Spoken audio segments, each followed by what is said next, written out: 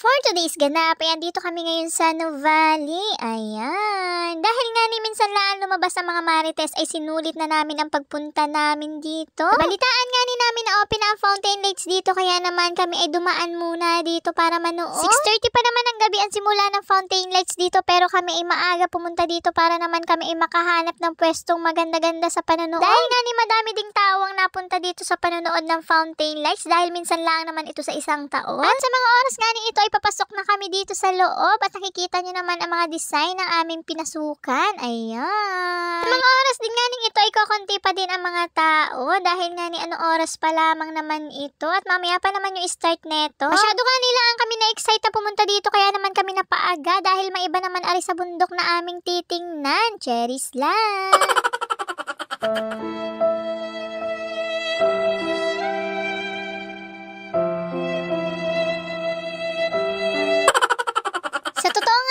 Ay maganda talagang gantong oras ka pupunta dito dahil nga niyang araw ay palubog na. At hindi nga ni gaano kainit yung gantong mga oras. Kaya naman napakaswerte naming nilalang dahil nga ni kukunti pa lang ang tao ay mauuna kami dito sa upuan dahil dito kami pwesto sa panonood. Sana all.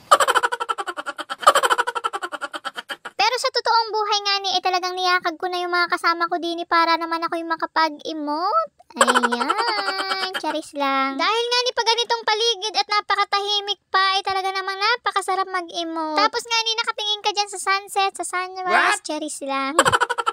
Iniwan ko nga ni muna yung mga kasama ko sa aming pwesto dahil nga ni ako'y mag-i-emote muna. At kitang-kita nyo naman napakadami ng pailaw dito dahil nga ni paggabi na. At kita nyo na din nga ni padami na ng padami ang mga tao dito. Kaya naman napakaswerte namin nilalang dahil doon kami napapwesto. Ayan. Sa mga oras nga ito, hindi lang matatanda ang mag-i-enjoy dito dahil ultimo mga chikitingani ninyo ay mag-i-enjoy dito sa mga palaruan. Ayan. Mabuti na nga ni at nilagyan nila ito ng palaruan para naman ang mga bata ay nag-i-enjoy din. Kitang-kita naman sa mga mukha ng mga batang sila ay nag-i-enjoy. Kaya ano pang hinihintay mo ko ikaw may dalang chikiting ay wala ka nang poproblemahin dahil sila ay may laruan din dito. At sa mga oras na nga ito ay nagre-ready na sila para sa fountain lights dahil anong oras na? Malapit na nga magsimula ang fountain lights kaya naman talagang ang lahat ay talagang nakasubaybay na. Nakita naman ninyo yung aming pwesto at talaga naman kami ay kaunahan kaya naman talaga napakaswerte talaga naming nilalang.